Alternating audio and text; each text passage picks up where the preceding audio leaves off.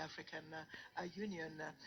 You have listened during the debate, the questions that were raised, the answers that were given by the different candidates, and we're coming to the end of the debate. And so, Anita, we're going to listen to the closing remarks to the candidates. So thank you very much, Fatima. Candidates, you each have 2 minutes to share your closing remarks, or better still, your last words. We will start this round with His Excellency Raila Odinga. Thank you. I am delighted to have had the opportunity to address our people of Africa. And as I've said, I am ready to work for Africa. There are reforms that will be necessary so that AU can work more effectively. One of these reforms will be financial reforms, so that we are able to bring in the African private sector into the funding. I mentioned also the issue of sovereign funds that we can use. We can create a fund that will enable AU to do all its work. Then there's issue of 0.2% of the duty, which only 17 countries are remitting. I will work to ensure that all the countries actually pay their dues to the Union. This is what happens in the European Union, and that's why European Union is able to even fund African Union. It's a shame. We can be able to fund this organization out of our own resources on the continent. And this is what I'm going to try to do. And I said that I am ready on day one when I'm appointed. I will not need any kind of induction. I'm ready to work for the continent. And I will offer my best. The days of Africa have come. The African lion will begin to roar and tell its Asian tiger counterpart and the European bear and the American jaguar that this is going to be Africa's millennium.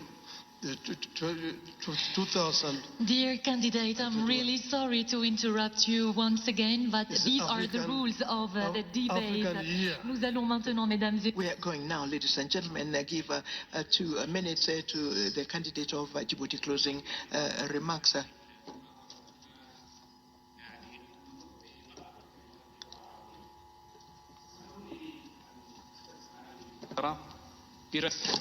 Thank you so much, and let me speak in Arabic. I would like to say that if I will be elected as the chair of the African Union Commission, I will be up to your aspirations, and I will defend the interests of our continent, and I will work diligently to defend our continent, and with the full modesty, I think that I deserve it. Je souhaite à nos pays, à nos peuples africains. So I wish for our African people, our countries, a very happy 2025. Tonight, I wish to all African nations and citizens all the best. Thank you for your support. Thank you very much, Your Excellency. And now 2 minutes for you, His Excellency Richard J. Randemandrato. En 2025, in 2025, there will be a new team that will be leading for 4 years. Will be leading the African Union Commission for 4 years, and there shall be 8 high-level public servants like most of us, and we shall be the ones to continue with the reforms.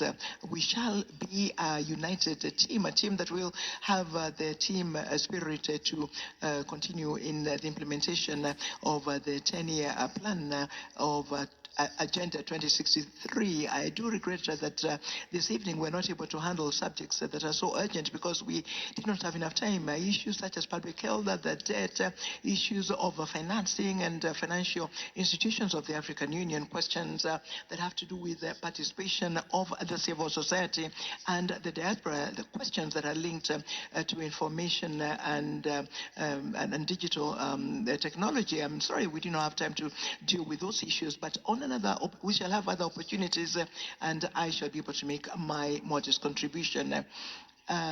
Like in public sport, there have to be players, and there have to be those who choose, who select the players. Those who select the heads of state. It is up to them to select the team that will lead the African Union Commission for their need. We need a leader. Men and women need a leader, and I hope that in 2025, the wisdom of heads of state and government will balance the team that will win, so that the Africa that we want can continue to win the battle for sustainable development. Thank you. Thank you very much for these closing remarks that have been made by the different candidates. Candidates, ladies and gentlemen, please, another round of applause for our esteemed candidates. Tonight, we have heard from His Excellency Mahmoud Ali Yusuf, Foreign Affairs Minister Djibouti. We've also heard from His Excellency Raila Amolo Odinga, former Prime Minister of Kenya. We've also heard from His Excellency Richard J. Randyamandrato, who is the former Foreign Affairs Minister of Madagascar. Each one of our candidates has done an exceptional job talking about the thematic areas that were set before them. We've talked about advancing economic integration. We've talked about promoting peace and security as well as democracy, Africa's place in global affairs, and reforming the African Union amongst many. Ladies and gentlemen, it's been an absolute honor bringing you Mjadala Africa Leadership Debate 2024. Merci infiniment. Thank you very much, Anisha. Ladies and gentlemen, we have come to the end of the Mjadala Leadership Debate, direct streamed line from the headquarters of the African Union in Addis Ababa. We were delighted to have you with us for the moderation of this debate. Of course, we wish the different candidates all the very best. The election of the new chairperson will take place at the level of the African Union Commission. It will take place in February next year. And thank you to all of you for having been with us, and have a good evening.